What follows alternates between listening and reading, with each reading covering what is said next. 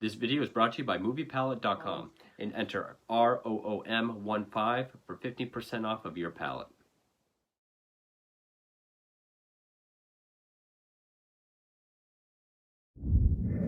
Hey everyone, I am the Blood Guy. Welcome back to another review. And I'm going to do something a little bit different because this is not a film or a documentary based on a real life serial killer. This is not even a horror film. But this is a movie that I have been following and really looking forward to for well over a year at this point. It is the new release from my favorite modern film company of A24. I know a lot of people probably have issues with the film just because it's A24, too slow, too boring, the usual A24 criticisms. But also because this is a director I really, really like. Like Scorsese, like Tarantino. This is a very auteur type director that I always check his films out just with his directorial involvement alone. I really like to see what he does with uh, certain material. And it first premiered, I think, at Venice Film Festival in September. Got crazy good reviews, especially for its lead performance. And it was released theatrically, I think, in select theaters on December 9th, 2022. It wasn't really playing anywhere around me until the last couple weeks, so I went and saw it yesterday.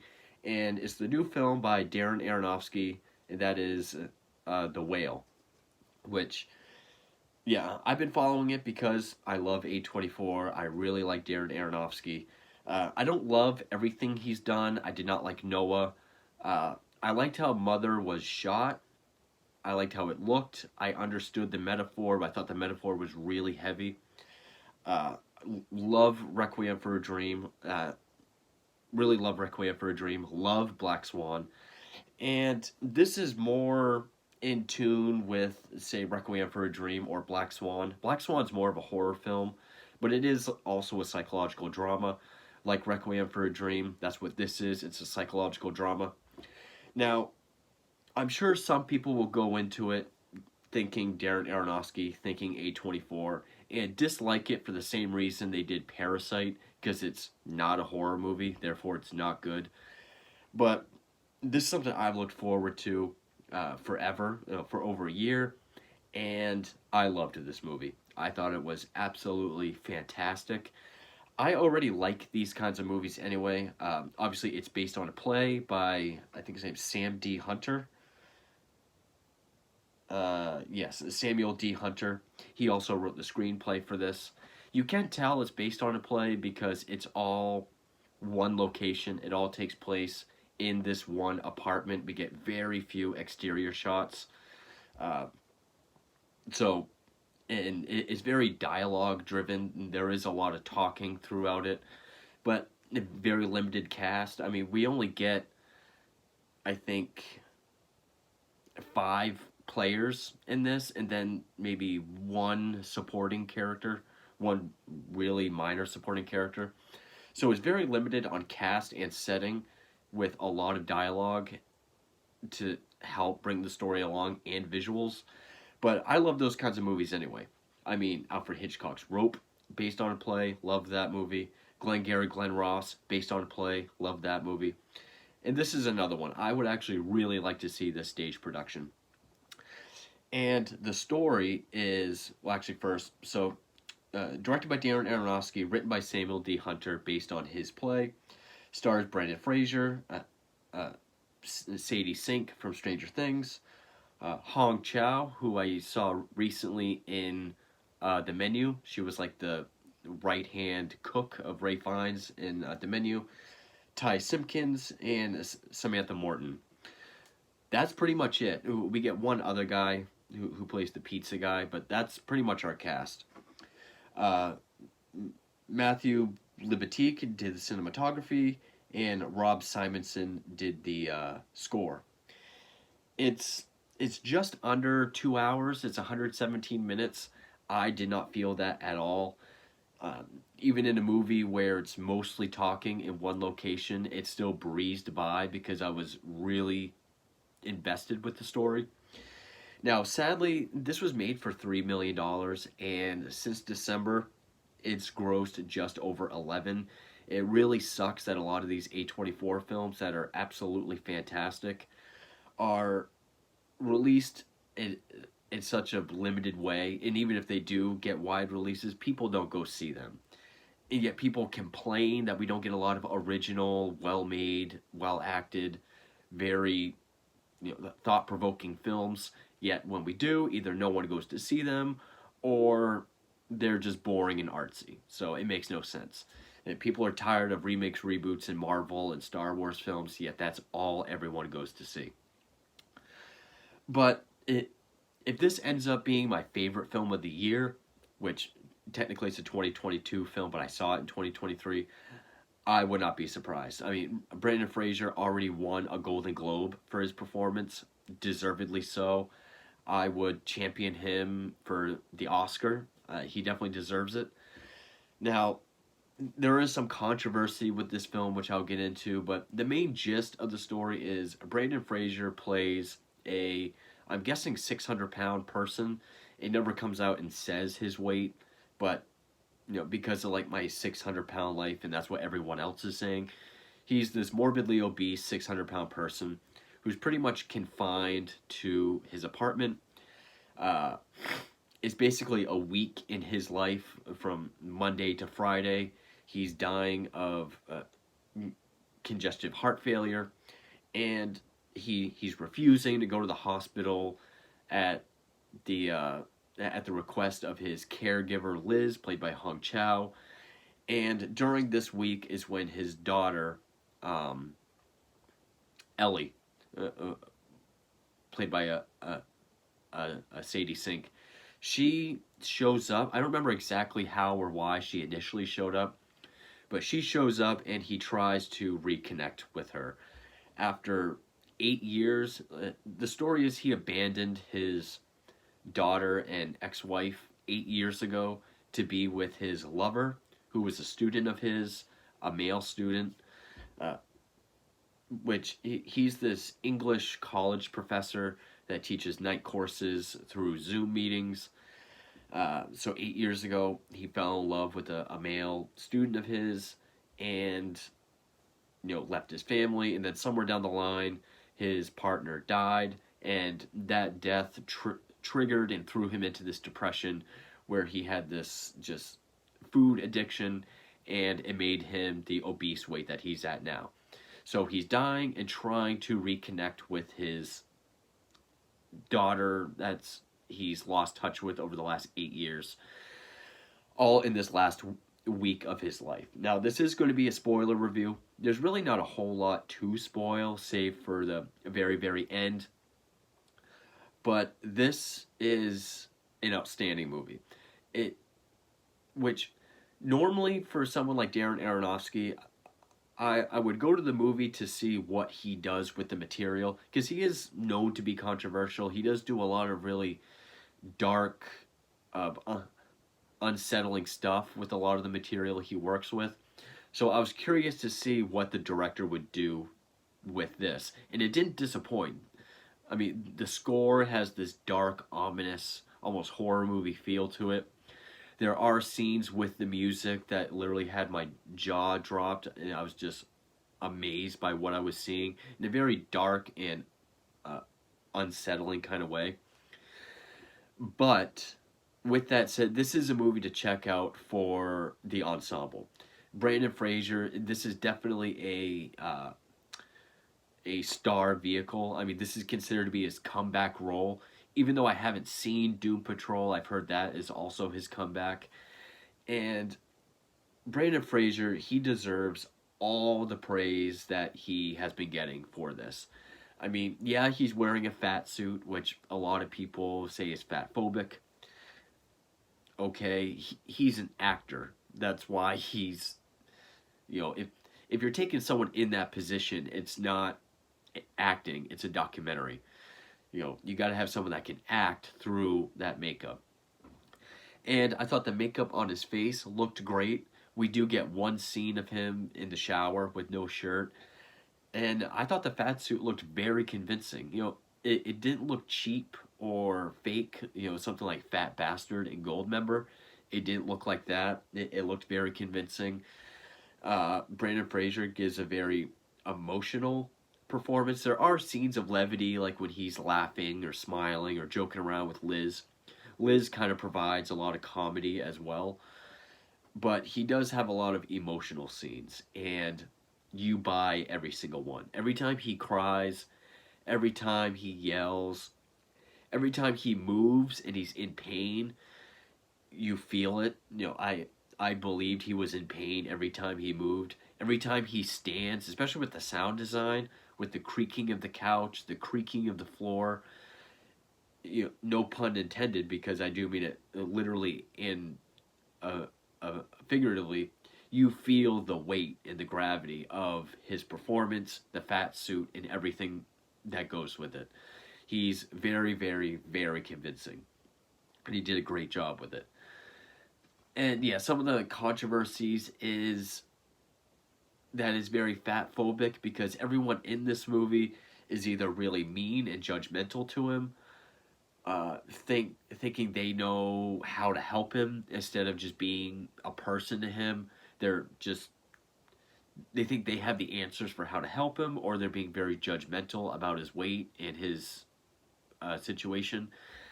And it does dive into the sort of stereotypes of morbidly obese people, but I have to agree with Aronofsky on this, that that's what these people go through. I mean, I've seen a handful of episodes of 600 Pound Life. These people do get judged everywhere they go. I mean, that's something Aronofsky said. They're either judged, made fun of, or people think they have all the answers for how to help them. And that's what this movie does. Also, people have said that this movie shoves down your throat the struggles of being a morbidly obese person. I did not think it was overbearing or shoved down my throat at all. I actually thought it was really subtle. I thought it was a subtle way to show how he lives his life. There's a scene where he goes to get in bed and he has a handle on a chain to get on and off the bed.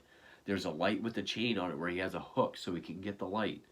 It shows him in the shower with a scrubby on a long handle so he can reach all. They're very quick scenes, but it's done in such a subtle way that you get that it's hard for him to live the life that he lives. I did not find it overbearing or shoved in my face at all. I thought it was subtle. The only thing that I did think was a bit much would be the character of the daughter. Now, this daughter is literally teen anger and angst cranked up to 11, to the point of she's almost a cartoon. Everything dealing with Charlie, her relationship with Charlie, I thought worked fine. But her anger and manipulation to everyone else outside her and Charlie, I thought was a bit much, and I didn't think it was really needed. I guess the character of I can't even remember his name, but the young boy who's the missionary, who in the beginning of the film, the missionary, he's going door to door. Charlie's having seemingly a heart attack. We do see him helping himself to some gay pornography on his laptop in the opening scene. He's having a bit of, I think, like a minor heart attack or heart something. So he yells for the kid to come in and help him. And then throughout the film, he shows up several times to try to preach the word of God and how God can help him. Which, I know there's already going to be one YouTuber that I watch who hates A24, and I know if he sees this, his only review is going to be Brandon Fraser jerking off. Great. And that's just what I needed to see. And then the whole movie's going to be ruined. It's a minor scene, and it shows that something even like masturbating can, overwork his heart. That just another one of those things. I guess the missionary is not in the play. I guess that's like a newer character they added. I guess to add sort of the not really the metaphor, but a lot of the themes that this movie deals with is guilt, guilt and redemption, um, stuff like that. It does have sort of a view of religion because, especially when we learn about his partner and how he died, which also gives Charlie his point of view on religion. But I was just looking something else up. I thought everything in this movie worked. The only thing that I would say didn't work and actually keeps it from being a perfect movie would be sort of the overdone, angry, so angsty teen of the daughter. And some of the scenes with the missionary, I get what they're trying to do. They're trying to create this other angle of someone trying to help Charlie in a way that obviously does not help. But other than that, I thought everything worked perfectly. There is the continuous uh, metaphor and subtext of uh, Moby Dick. You know, whenever his heart is being overworked, he reads this old essay about a Moby Dick, and we don't find out whose it is until the very end. He reads that, and that's when he realizes, or that's when he calms down. So there is some subtext between his life and a Moby Dick. There's a couple other references, you know, because Charlie is gay. Herman Melville, who wrote Moby Dick, is gay. There's a few references to author Walt Whitman, who was also gay. And then just some other things that it shows about, you know, the life of this kind of person. All of his classes are done on like Zoom calls or Zoom meetings, and he always pretends that his webcam is broken. And until this one scene towards the end. Now, definitely the most Aronofsky film or scene that I can think of would be a scene where, you know, Charlie is sort of at his bottom and he gets really upset by someone's reaction to him, where he goes on a complete binge eating frenzy, and just that, and already being emotionally invested in this character, but along with the dark, ominous, depressing, very unsettling music put to this binge eating scene, I thought was probably the most Aronofsky scene in the whole movie. I'm not really sure what else to say uh, other than getting into spoilers, but you know, I thought everything about this movie worked. Especially the biggest strength would be the cast. The cast does a great job, especially Brandon Fraser. Again, Brandon Fraser, every emotion, because he's able to emote quite a bit, and he has a range of emotions that he goes through throughout this entire film, and throughout all that makeup around his face and neck, he does it so well. You buy every emotion he goes through. Every time he moves or shifts, you feel the weight of everything. And you know, when he like stands up and winces, or if he's in pain, I really did buy that Brandon Fraser was 600 pounds, which you know is a real testament to his acting. I would say Hong Chow was the second best. I would put her as best actress. I thought she did a great job. You can tell she really cares for Charlie, but at the same time, she has her own uh, reservations about certain things. And then, of course, you know, the daughter, she's a little overdone. The I do wonder what the film would have been like if you had taken the missionary out, even though the young actor did do a fine job with that character. It didn't really add much. That character didn't add a whole lot to the film, other than to show, because there is something that the daughter does that's kind of awful to this missionary, but it kind of backfires, and it just goes into the denial that Charlie has about his daughter. Because throughout the whole movie, no matter what the daughter says and does, he's in this mindset of, oh, she's perfect, she's amazing, she's such an amazing young girl with so much potential. I'm getting they're going through, uh, you know, not just guilt and redemption, but also sort of the relationship of uh, supporter and enabler, uh, denial as well. It goes through a lot of different themes. And then certain themes with religion as well. Also with just how we tend to treat people who are different, whether because we judge them or we feel we have all the answers to help them. It's it's an outstanding, fantastic film. I mean, if you're a fan of Aronofsky, definitely go for his direction as well. But this is definitely a an actor's movie. This is definitely. Uh, it did remind me of Aronofsky's The Wrestler. There's a lot of parallels with The Wrestler, but I was kind of thinking of Taxi Driver as well. It's one of those movies that an actor can only dream of having. You know, where you can just immerse yourself in this crazy, wild role and really just go with it. And Brandon Fraser definitely deserves most of the praise that this film gets, but he deserves everything that he gets. So, excellent, excellent movie. Again, I'm sure people are going to hate it. One, just because it's A24. It has the tattoo of death, I guess. People don't like A24 movies. Or because where it is based on a play, it's too slow, too boring, too talky, maybe too artsy in some scenes, but it it's a beautifully made film and it can be tough to watch. It is very depressing. The only thing I'll say about the ending before spoilers is it does have a very happy ending. I guess it's open to interpretation, but it's very obvious where it wants you to go. But you know, it's still a very sad film. But I thought it was excellent. If it's playing near you anywhere, cause I actually saw it at a smaller independent theater. Go see it. It's definitely worth it. I loved this movie. So with that, we'll get into spoilers.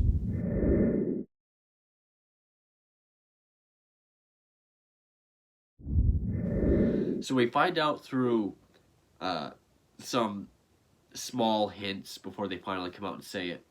But Charlie's partner, Alan, his name's actually Alan Grant, which did make me think of Jurassic Park, but uh, of Alan Grant, we never actually see Alan in the film, just like we never actually see Charlie before the wait. We do see a couple photographs, sort of from a distance, can't really make them out. But there's also this flashback, or not really a flashback, but sort of this memory that Charlie has of going to the beach with Ellie and his ex-wife when she was young, where he's standing on the shoreline and the water hits his feet, and it was before all the wait. But he's always out of focus and back too, and I like that they did that. I was wondering if they were going to show Brandon Fraser before the wait, and they never do, and I think that actually helps the film. But we do find out that Liz was adopted. She was the adopted sister of Alan, and Alan ended up committing suicide because of the religious oppression of his homosexuality. So that's also why Charlie really has these reservations about sort of God and religion. There is a scene eventually where the young missionary is talking about God and you know he loves you no matter what, he can save you. And Charlie's had enough, and he's kind of just talking to him about like how well you know he would stay after my lectures and we'd be alone, and then one night we kissed, and he would just keep elevating it till eventually talking about how they would make love to each other. And he does it until the missionary blows up at him and keeps saying like, does that make you uncomfortable, does that make you feel bad, until finally he does explode.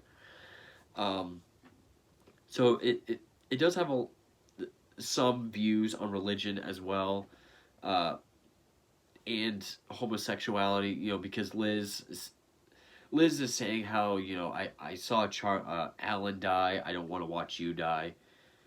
And he said, you know, I was there with Alan every day. I tried to help him. You didn't have to go identify his body. They wouldn't let me because I wasn't family. To where Liz finally relents, and that's a great moment between the two actors. That I thought that scene worked out really well. Now, some people have complained about convenience because, opening of the film when Charlie's heart is going off, and that's when the missionary knocks, and that introduces him to the story. Or, how the daughter just shows up on the final week of his life as she's flunking out of school, which that's how he tries to reconnect with her. He says he'll pay her to spend time with him and he'll rewrite all her essays, but he only ends up rewriting one. But he gives her the Moby Dick essay that we've heard several times throughout the film, because that's one that she wrote back in 7th or 8th grade. And there's this whole thing with Charlie about writing something honest and having these honest feelings and being able to express them. So that's why it's his favorite essay.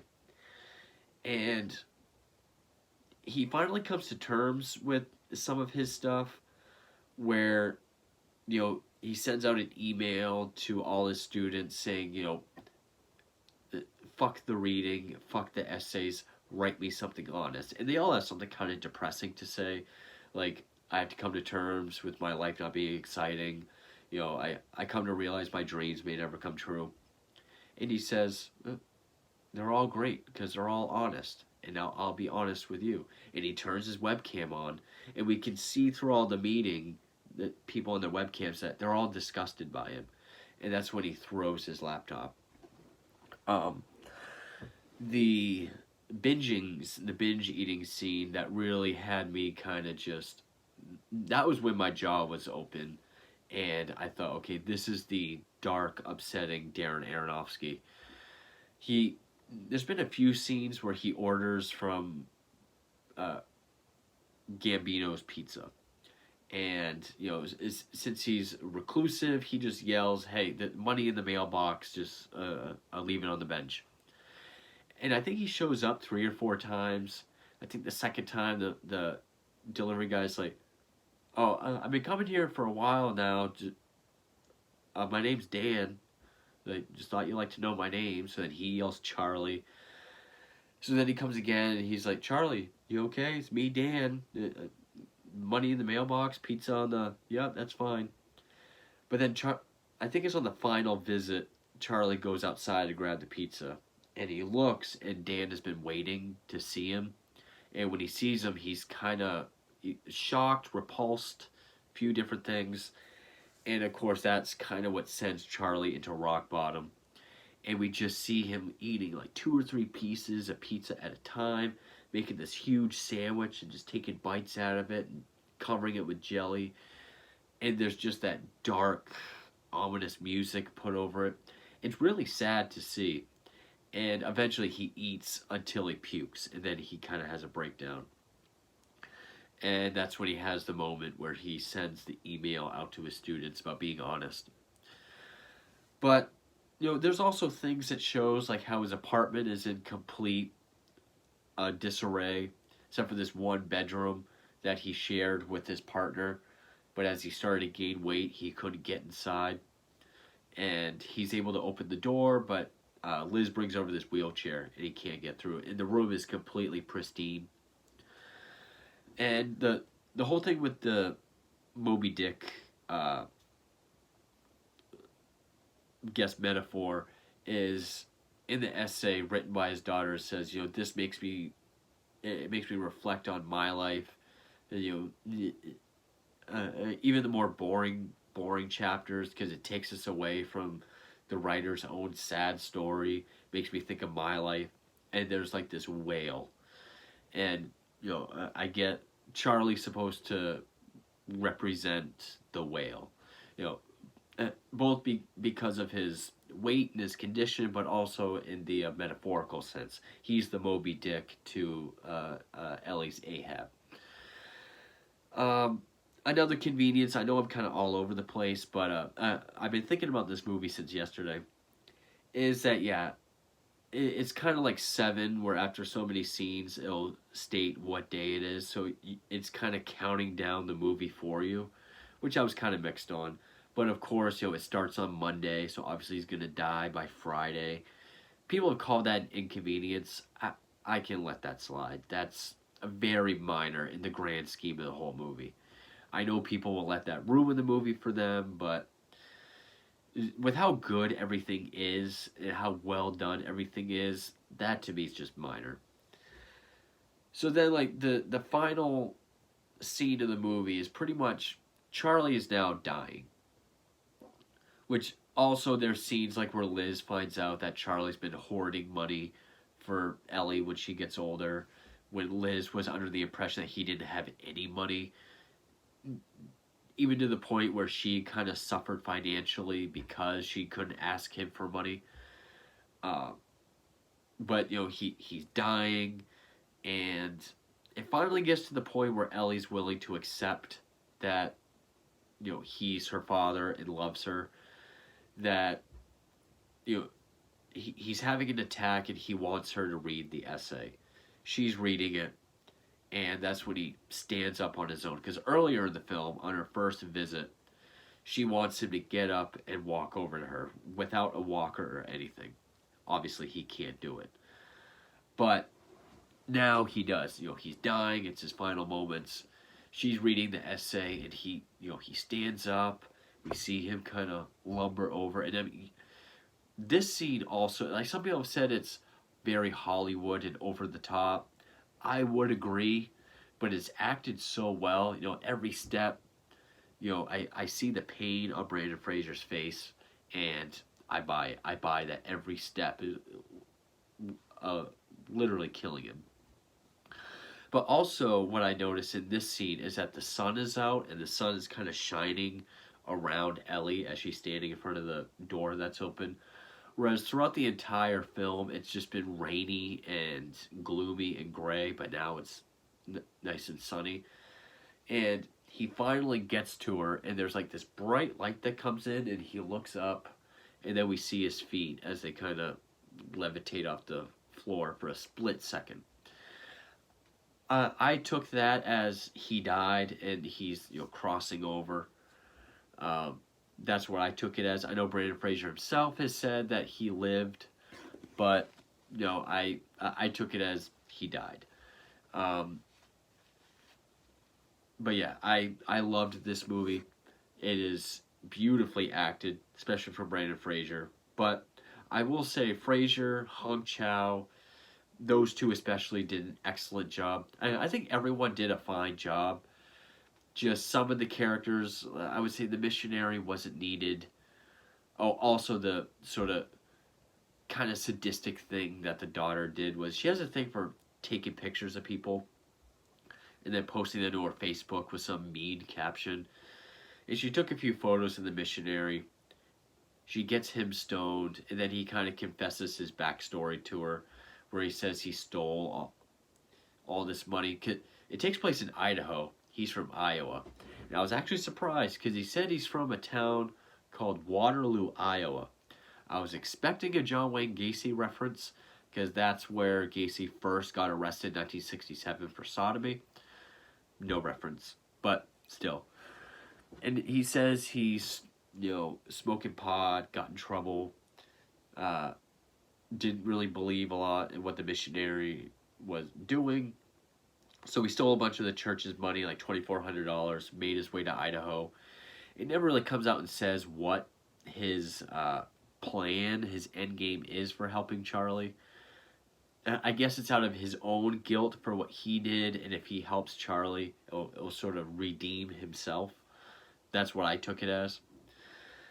But she's recording his sort of confession to her, and then we find out that she sent the photos and the audio to his parents and sort of the missionary leader over in Iowa. And what came of it was they told him not to worry about it. We still love you, just come home. So I kind of took that as her trying to be like manipulative and evil, because the mother talks about her being evil. Um, but the way Charlie sees it as she was just trying to help him, she is a really good person. It never really comes out and says what her true intention was. I kind of took that as another thing of her just being an angry person and Charlie being stuck in this perpetual denial. but it also deals with a lot of absent or they look at Charlie as a deadbeat dad. I think Charlie was more pursued something that would make him happier, but tried to be present in her life.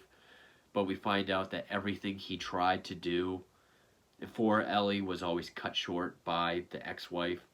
Wouldn't let him send any money, wouldn't let him call or talk to her, go visit her, let her come visit him. So he was really cut off from her life as well. But yeah, so the ending might have been a little over the top, along with the very very ending. Everything from him standing up and walking over to her. I get what they're going for. It was a beautiful scene. They they could have just had the light just kind of shine and not have his you feet levitate. But I get what they're going for. But yeah, as far as non-horror A24 films go, this is a contender for my favorite. I mean, this is up there with Uncut Gems and Good Time. I think it's absolutely brilliant. I love the limited setting and the cast that being based on a play will bring. Uh, I did think it. I did not feel like these struggles and the oppressions and everything about morbidly obese people and their day to day life. I did not feel like that was crammed down my throat. I thought there was a lot of subtle references to how he lives and those sort of stereotypes. I thought that was handled very well, very tastefully. But Brandon Fraser's movie is definitely the number one thing to walk away with. Definitely the number one thing to go see and the number one thing to walk away with. He deserves every acting accolade that there is for this performance. If people are mad that they didn't get an actual 600-pound person to play this role, you really need an actor. Now, I'm sure a 600-pound person can convey a lot of the pain and heartache that's needed of this character, but I really believed everything Brandon Fraser did. He sold this movie heart and soul. He became Charlie to the point where I did believe he was 600 pounds. Shot very beautifully. I love the usage of the set, because the couch is like in the middle of the room, so the camera's able to go around, Charlie or the characters however it wants. The usage of the music, which is very dark and ominous and foreboding, really enhanced a lot of the scenes. And I mean, it's very sad and very depressing, but it's a beautifully, beautifully made film. And I thought it was excellent. I thought it was fantastic. Aside from horror, these are the kinds of A24 films that I love. These are the kind of films that I love to see. Sadly, I don't think it's going to make a lot of money just because of how it's released, but also just because people don't want to see these kinds of movies.